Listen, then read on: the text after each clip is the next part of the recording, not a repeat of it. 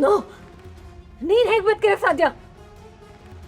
ನಿನ್ನ ನಾನೇ ನನ್ನ ಕೈಯಾರ ಸಾಯಿಸ್ತೀನಿ. ನೀನ್ ಬದುಕಿರಕ್ಕೆ ಚಾನ್ಸೇ ಇಲ್ಲ. ಹೌದು, ಆದ್ರೆ ನಾನು ಅವತ್ತು ಸತ್ತಿಲ್ಲ, ಬಚಾವ.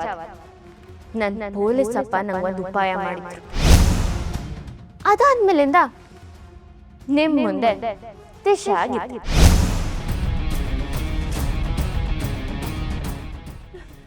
ನೋ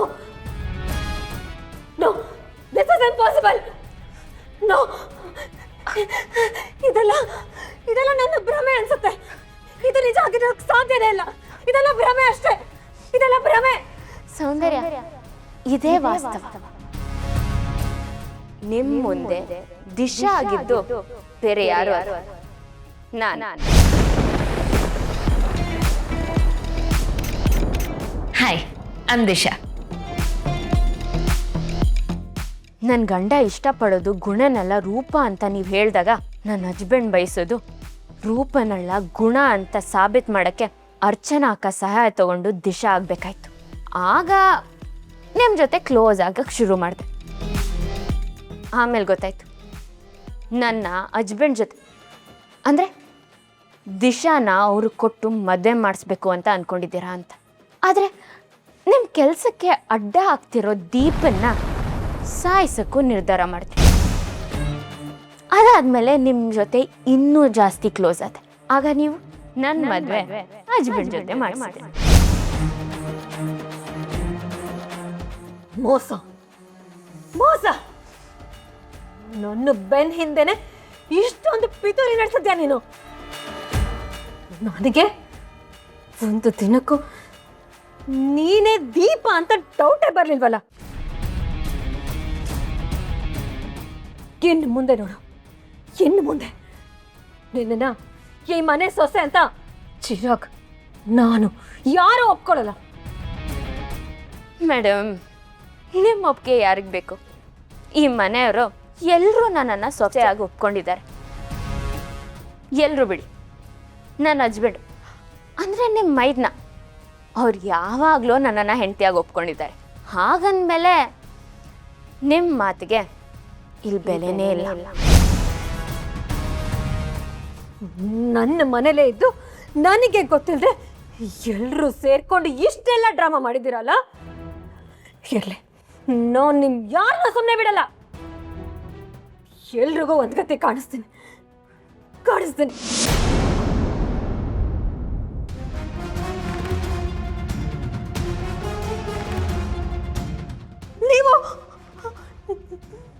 ನೀವು ನನ್ನ ಸೊಸೆ ದೀಪನ ಮನೆಯಿಂದ ಹೊರಗೆ ಹಾಕೋಕೆ ಯಾರೇ ನೀನು?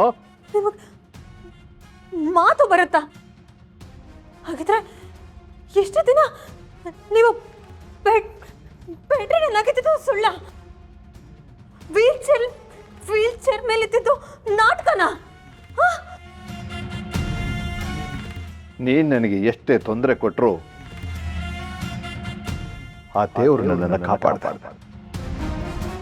ಸುಳ್ಳನ್ನ ಸತ್ಯ ಅಂದ್ಕೊಂಡು ನಮ್ಮ ಮನೆ ಮೇಲೆ, ನಮ್ಮ ಮನೆಯವ್ರ ಮೇಲೆ ಇಷ್ಟೆಲ್ಲ ದ್ವೇಷ ಸಾಧಿಸ್ತಾ ಇದೆಯಲ್ಲ, ಯಾಕೆ? ಮಾವನ್ನ ತಂದೆ ಸ್ಥಾನದಲ್ಲಿ ನೋಡೋ ನಮ್ಮ ಸಂಪ್ರದಾಯದಲ್ಲಿ ಈ ಮನೆಗೆ ಬಂದ ಹಿರಿ ಸೊಸೆ ಈ ರೀತಿಯೆಲ್ಲ ಮಾಡ್ತೀಯ ಅಂತ ನಾನು ಕನಸಲ್ಲಿ ಹೊಂದ್ಕೊಂಡಿರ್ಲಿಲ್ಲ. ನಾನಾಗ್ಲಿ ನಮ್ಮ ಮನೆಯವರಾಗ್ಲಿ ನಿನಗೇನು ಅನ್ಯಾಯ ಮಾಡಿದ್ದೀವಿ? ಯಾಕೆ ನಮಗೆ ಈ ರೀತಿ ಶಿಕ್ಷೆ ಕೊಟ್ಟೆ? ಬದುಕಿದ್ದು ನನ್ನನ್ನು ದಿನ ಸಾಯಿಸ್ತಾ ಬಂದಿಯಲ್ಲ. ಅಲ್ಲ, ನೀನು ಗುರು ಮಗು ಮಾಡಿಕೊಂಡು ಖುಷಿಯಾಗಿರಿ, ಆ ಮೊಮ್ಮಗು ಜೊತೆ ಆಟ ಆಡಿಕೊಂಡು ನಾನು ಸಮಯನ ಕಲಿತೀನಿ ಅಂತ ನನ್ನ ಆಸೆನ ಹೇಳ್ಕೊಂಡಿದ್ದೆ ದೊಡ್ಡ ತಪ್ಪಾಗೋಯ್ತು ಸೌಂದರ್ಯ. ಅದಕ್ಕೆ ಇಂಥದ್ದನ್ನು ಶಿಕ್ಷೆ ಕೊಡಬೇಕಾಗಿತ್ತಾ? ನೀನು ಮಾಡಿದ್ದು ನಿನಗೆ ನ್ಯಾಯ ಅಂತ ಅನಿಸ್ತಿದ್ಯಾ? ನ್ಯಾಯನೇ, ನಾನು ಮಾಡಿದ್ದು ನ್ಯಾಯನೇ. ಆವತ್ತು ನೀವು ಮಾಡಿದ ಆಕ್ಸಿಡೆಂಟ್ ಇಂದ ನನ್ನ ಗರ್ಭಕೋಶಕ್ಕೆ ಡ್ಯಾಮೇಜ್ ಆಯ್ತು. ಅದರಿಂದ ನನ್ನ ಜೀವನದಲ್ಲಿ ನಾನು ತಾಯಿನೇ ಆಗದಿರೋ ಹಾಗಾಗಿದೆ. ಅದಕ್ಕೆ ನೀವೇ ಕಾರಣ. ನೀವು ಮಾಡಿದ ಆಕ್ಸಿಡೆಂಟೇ ಕಾರಣ. ನೀವು ಮಾಡಿದ ಅನ್ಯಾಯನೇ ಕಾರಣ. ನಾನು ಮಾಡ್ತಿರೋದೇ ನ್ಯಾಯ. ನಾನು ಅವತ್ತು ಬೇಕು ಅಂತ ಆಕ್ಸಿಡೆಂಟ್ ಮಾಡಿಲ್ಲ ಸೌಂದರ್ಯ. ನನ್ನ ಕಾರ್ ಅವತ್ತು ಬ್ರೇಕ್ ಫೈಲ್ ಆಗಿತ್ತು. ಅವತ್ತು ನನ್ನ ಜೊತೆ ನನ್ನ ಹೆಂಡತಿನೂ ಇದ್ಲು. ನಾನು ಕಾರ್ನ ಕಂಟ್ರೋಲ್ ಮಾಡೋಕ್ಕೆ ಬಹಳ ಪ್ರಯತ್ನ ಪಟ್ಟೆ. ಆದರೆ ನಿನ್ನ ದುರಾದೃಷ್ಟಕ್ಕೆ ನಿನಗೆ ಆಕ್ಸಿಡೆಂಟ್ ಆಗೋಯ್ತು. ಅವತ್ತೇ ನಾನು ನನ್ನ ಹೆಂಡತಿನ ನನ್ನ ಚಿರು ತಾಯಿನೂ ಕಳ್ಕೊಂಡೆ. ಆದರೆ ಆ ಆಕ್ಸಿಡೆಂಟಿಂದ ನಿನ್ನ ಗರ್ಭಕೋಶಕ್ಕೆ ತೊಂದರೆ ಆಗಿದೆ ಅನ್ನೋ ವಿಷಯ ನನಗೆ ಗೊತ್ತಿರಲಿಲ್ಲ ಸೌಂದರ್ಯ. ಆಕ್ಸಿಡೆಂಟ್ ಮಾಡಿದ್ದಕ್ಕೆ ನಿನಗಾಗ ಸ್ವಲ್ಪ ಪರಿಹಾರನೂ ಕೊಟ್ಟಿದ್ದೆ. ಆಮೇಲೆ ನನ್ನ ಸ್ನೇಹಿತ ಶ್ರೀನಿವಾಸ್ ಸಲಹೆ ಮೇರೆಗೆ ನಿನ್ನನ್ನು ನನ್ನ ಮಗನಿಗೆ ಮದುವೆ ಮಾಡಿ ನಿನ್ನನ್ನು ನಮ್ಮ ಮನೆ ಸೊಸೆ ಮಾಡಿಕೊಂಡೆ. ಇದೆಲ್ಲ ನಿನಗೆ ಗೊತ್ತಿರೋ ವಿಷಯ. ನಾನು ಯಾವ ತಪ್ಪು ಮಾಡಿಲ್ಲ ಸೌಂದರ್ಯ, ಯಾವ ಅನ್ಯಾಯನೂ ಮಾಡಿಲ್ಲ.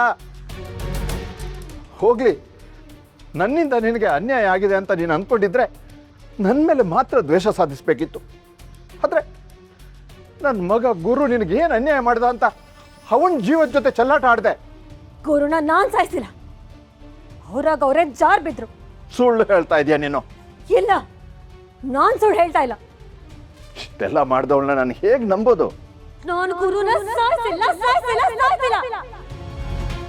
ಹೌದಾ?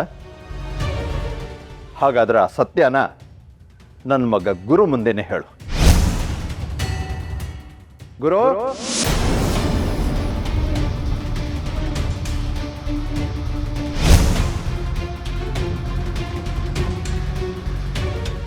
ಗುರು, ಸೌಂದರ್ಯ,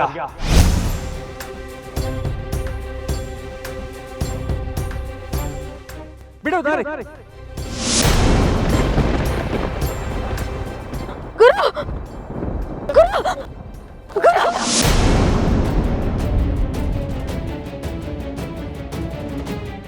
ಯಾಕೆ ಅವತ್ತು ನನ್ನನ್ನು ಸಾಯಿಸೋದಕ್ಕೆ ಪ್ರಯತ್ನ ಪಟ್ಟೆ? ಏನ್ ಹೇಳ್ತಿದ್ದೀರಾ ಗುರು? ನೀನೊಬ್ಳು ಮೋಸಗಾತಿ, ಕೊಲೆಗಾತಿ. ಮಕ್ಕಳಾಗಲ್ಲ ಅನ್ನೋ ಸತ್ಯಕ್ಕೆ ಸುಳ್ಳು ಹೇಳಿ ನನ್ನ ಜೀವನದಲ್ಲಿ ಚೆಲ್ಲಾಟ ಆಡಿರೋ ದ್ರೋಹಿ.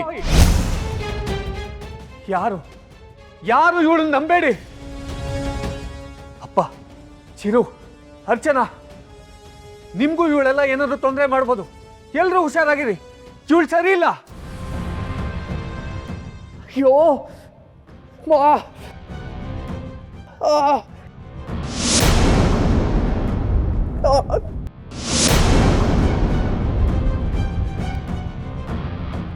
ಅಣ್ಣ, ಅಣ್ಣ, ಏನಾಯ್ತು?